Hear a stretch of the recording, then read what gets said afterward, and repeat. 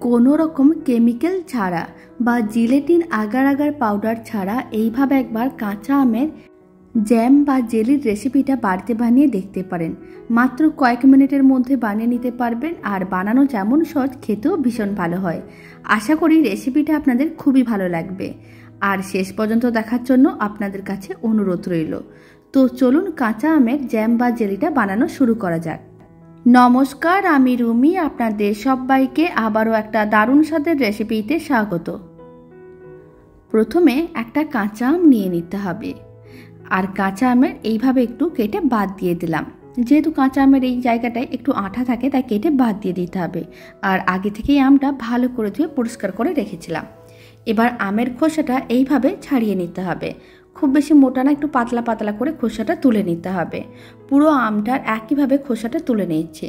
আর এখানে আমি একটা আম দিয়ে জ্যাম বা জেলিটা বানানো দেখাচ্ছি।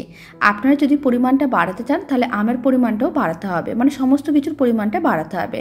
তারপরে আমটাকে স্লাইস করে কেটে নিতে হবে, আঁঠিটাকে বাদ দিয়ে কাটতে হবে। তারপরে এইভাবে আরও পাতলা করে কেটে নিতে হবে, যাতে অনেক তাড়াতাড়ি সেদ্ধ হয়ে যায়। এবার এদিকে একটা কড়াই নিয়েছি, কড়াইয়ের মধ্যে দিয়ে দিলাম বেশ কিছুটা পরিমাণ জল। জল একটু বেশি করেই দিতে হবে, আর জলটা গরম করে নিতে হবে। যখন জলটা হালকা গরম হয়ে যাবে, তখন সমস্ত আমের টুকরোগুলো দিয়ে দিতে হবে। আর এইভাবে মানে মিডিয়াম ফ্লেমে 5 থেকে 7 মিনিট রান্না করে নিতে হবে, যাতে আমের টুকরোগুলো খুব ভালো করে সেদ্ধ হয়ে যায়। প্রায় 7 মিনিট মিডিয়াম ফ্লেমে রান্না করে নিয়েছিলাম। আমের টুকরোগুলো ভালো করে সেদ্ধ হয়ে গেছে। এখন এইভাবে ম্যাশ করে নিতে হবে, যাতে মিশ্রণটা একেবারেই মসৃণ হয়। খুব ভালো করে ম্যাশ করে নিয়েছিলাম। আপনারা দেখুন মিশ্রণটা একেবারেই মসৃণ। এবার আমি এর মধ্যে দিয়ে দিচ্ছি 150 গ্রাম চিনি। আর একটা আমের জন্য এখানে আমি 150 গ্রাম চিনি নিয়েছি। আপনারা যদি আমের পরিমাণটা বাড়িয়ে দেন, তাহলে চিনির পরিমাণটাও বাড়িয়ে নিতে হবে। খুব ভালো করে মিশিয়ে নিতে হবে। জ্যাম বা জেলিতে চিনির পরিমাণটা একটু বেশি করে দিতে হবে, তাহলে খুব সুন্দরভাবে রেডি হবে।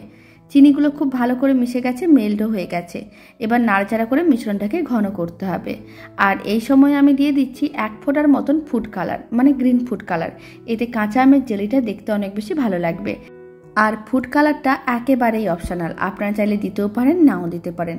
খুব ভালো করে মিশিয়ে নিতে হবে, আর এইভাবে নাড়াচাড়া করে মিশ্রণটাকে ঘন করে নিতে হবে। প্রায় 4 থেকে 5 মিনিট মিশ্রণটাকে নাড়াচাড়া করে ঘন করে নিচ্ছি। 5 মিনিট এইভাবে মিডিয়াম টু হাই ফ্লেমে নাড়াচাড়া করে মিশ্রণটা ঘন করে নিয়েছিলাম। এখন ফ্লেমটা অফ করে দিলাম, আর মিশ্রণটার মধ্যে দিয়ে দিলাম 1 চামচ ভিনিগার। ভিনিগার দেওয়ার কারণে আমের জ্যাম বা জেলিটা অনেক দিন ভালো থাকবে। এবার মিশ্রণটাকে যে কোনো একটা পাত্রের মধ্যে নিয়ে নিতে হবে, মানে আপনারা যেই পাত্রের মধ্যে স্টোর করতে চাইবেন সেই পাত্রের মধ্যে নিয়ে নিতে হবে, আর ঠান্ডা করে নিতে হবে।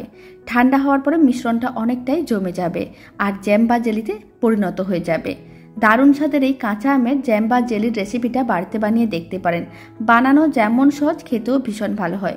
রেসিপিটা আপনাদের খুবই ভালো লাগবে, আর খুব সহজে নিজেরাই রেডি করে নিতে পারবেন। বাড়িতে বানালে কমেন্ট বক্সে জানাতে একেবারেই ভুলবেন না খেয়ে কেমন লাগলো।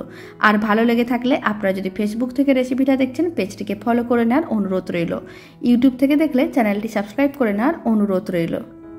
তো চলুন ভিডিওটা আমি এখানে শেষ করছি। আপনারা সবাই ভালো থাকবেন, সুস্থ থাকবেন। আপনাদের সঙ্গে আবার নতুন রেসিপি নিয়ে দেখা হচ্ছে।